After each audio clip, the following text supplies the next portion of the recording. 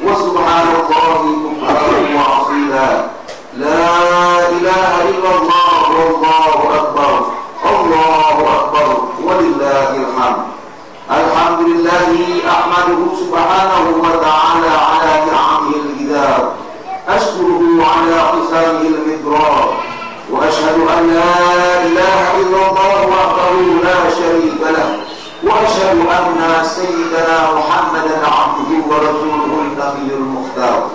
Sallallahu ala sayyidina Muhammadin wa ala alihi al-athhar wa ashabil akhyar.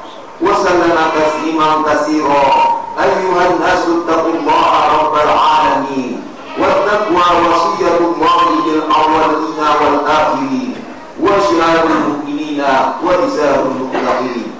Saudara-saudara kaum muslimin yang berbahagia, alhamdulillah puji dan syukur terlebih dahulu kita panjatkan kehadirat Allah Subhanahu wa taala yang dengan taufik dan inayahnya kita semua kaum muslimin dapat berkumpul dan merayakan hari raya Idul Adha dengan tenang dan hikmat, dan dapat melaksanakan sholat Id dengan khusyuk dan tadarruk dalam naungan dan ridhaan Allah Subhanahu wa taala.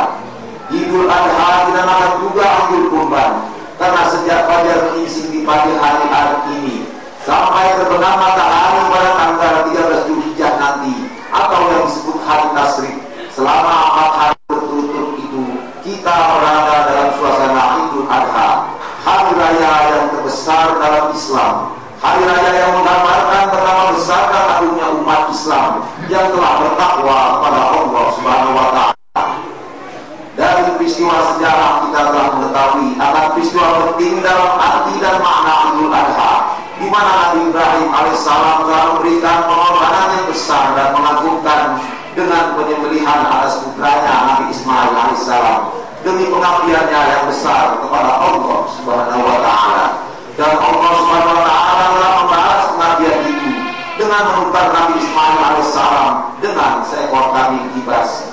Pengorbanan yang besar yang telah dilakukan oleh Nabi Ibrahim alaihissalam itu oleh agama Islam telah dianjurkan untuk dilaksanakan pula oleh kaum muslimin sebagai tanda daripada keikhlasan dan kesediaannya untuk memberikan pengorbanan dan pengabdiannya kepada Allah Subhanahu wa taala dengan menyembelih hewan kurban yang dagingnya dibagi-bagikan kepada fakir miskin yang berada di sekitar kita.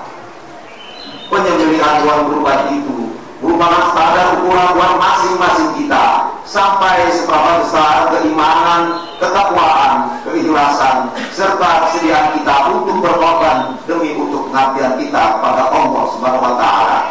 Karena Allah Subhanahu wa taala tidak menerima daging-daging dari hewan-hewan yang kita potong, melainkan hanya niat amal kita yang ikhlas sajalah yang akan diterima Allah Subhanahu wa taala. Sebagaimana disebutkan dalam Al-Qur'an surah Al-Hajj ayat 37. Bismillahirrahmanirrahim. La yanalullaha luhumuha wala dima'uha walakin yanaluhu taqwa minkum. Artinya bahwa Allah Subhanahu wa taala tidak akan menerima daging-daging yang menjadi kurban dan tidak pula akan darahnya, melainkan Allah Subhanahu wa taala akan menerima takwa. Dari ayat tersebut kita memperoleh pelajaran bahwa hewan-hewan kurban yang kita potong itu, baik itu kambing, sapi maupun kerbau, maka bukanlah daging-daging atau darah-darahnya yang akan diterima Allah Subhanahu wa taala, melainkan ketaatan, keikhlasan dan pengabdian kita yang sungguh-sungguh itulah yang akan diterima dan dibalas dengan pahala yang setimpal oleh Allah Subhanahu wa taala. Oleh karena itu, pengorbanan dan pengabdian merupakan suatu manifestasi dari didikan Islam kepada umat Islam untuk memperkuat jiwa kesetiakawanan sosial dan dermawan, serta untuk melatih dan membiasakan umat untuk mengorbankan segala sesuatu yang dimilikinya demi untuk keselamatan dan kebahagiaan umat bersama-sama, serta kemajuan masyarakat bangsa dan negara serta kejayaan Islam. Allahu Akbar, Allahu Akbar, Allahu Akbar. Saudara-saudara kaum muslimin yang berbahagia, apabila kita memperhatikan berkurban dari segi memperoleh ridhaan Allah, maka sesungguhnya berkorban ini amatlah besar pahalanya, sebagaimana dinyatakan oleh Rasulullah SAW dalam sebuah hadisnya yang diriwayatkan oleh Ibnu Majah radhiyallahu anhu. Al-Qudhiyatu li sahibiha kulli syaratin hasanah Artinya berkurban itu untuk yang melaksanakannya akan dibalas Allah dengan pahala tiap-tiap satu helai rambut atau bulu hewan adalah satu kebajikan. Wahai saudara-saudaraku kaum muslimin, alangkah besar amal ibadah berkurban ini.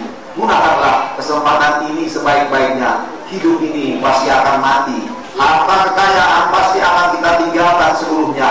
Yang akan kita bawa hanyalah amal ibadah kita yang kita lakukan selagi kita masih hidup. Allahu Akbar, Allahu Akbar, Allahu Akbar.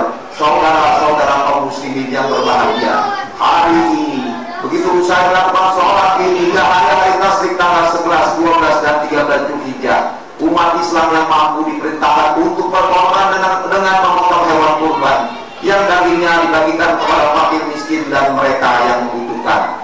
Bahkan dari hadis Nabi SAW dapat dipahami bahwa menyembelih ternak kurban merupakan keharusan bagi setiap muslim yang mampu, di mana Rasulullah SAW mengancam orang yang tidak mau berkurban maka tidak boleh mendekati tempat sholat beliau. Sebagaimana dijelaskan dalam hadisnya, man kana lahu sa'atun fala yudhi fala yaqubanna musallana. Artinya barang siapa punya kelapangan rezeki tapi tidak mau berkurban, maka tak patut ia mendekat tempat sholat kami.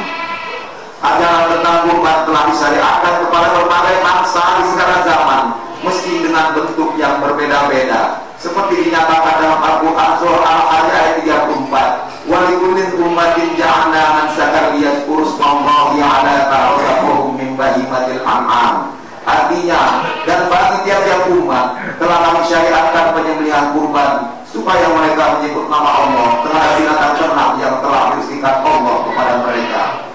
Secara psikologis, binatang yang dikorbankan itu melambangkan sifat kebinatangan yang melekat pada diri manusia, seperti sifat kejam, serakah, dan egois yang perlu dibuang dengan tebusan penyembelihan hewan sebagai upaya memenuhi panggilan dan perintah Allah Subhanahu wa Ta'ala. Oleh karena itu, darah yang mengalir dari binatang kurban hendaknya dapat membuat kita menjadi insyaf bahwa binatang saja rela untuk mati demi menuruti kemauan manusia yang menguasainya. Maka sewajarnya jika manusia suka berkurban di jalan Allah yang kekuasaannya atas manusia jauh lebih besar jika dibandingkan kekuasaan manusia atas hewan. Karena Allah Subhanahu wa Ta'ala bukan saja kuasa atas manusia, akan tetapi dialah yang menciptakan dan memeliharanya. Sungguh banyak sekali hikmah dan nilai rohani yang kita dapat petik dari ajaran dan pelaksanaan ibadah kurban ini. Karena itu adalah tugas kita semua untuk mencontoh dan mengambil tauladan dari derap dan langkah serta sikap Nabi Ibrahim alaihissalam dalam mewujudkan dan mempertahankan keyakinannya kepada Allah Subhanahu wa Ta'ala. Semua orang tahu bahwa dari berapa besar ketiga tokoh, yakni Nabi Ibrahim alaihissalam, Siti Hajar, dan Nabi Ismail alaihissalam, itulah awal peristiwa besar yang menjadi sejarah abadi ini. Tokoh Nabi Ibrahim alaihissalam sebagai seorang ayah patut dijadikan contoh tauladan bagi ayah-ayah di masa kini. Beliau akan mencintai anak dan istrinya, tetapi cintanya kepada Allah di atas segala-galanya. Karena itu beliau rela mengorbankan apa saja, bahkan mengorbankan putranya sendiri sekalipun demi untuk memenuhi panggilan Allah Subhanahu wa Ta'ala. Godaan iblis yang tak henti-hentinya itu tak mampu menggoyahkan imannya, bahkan semakin tabah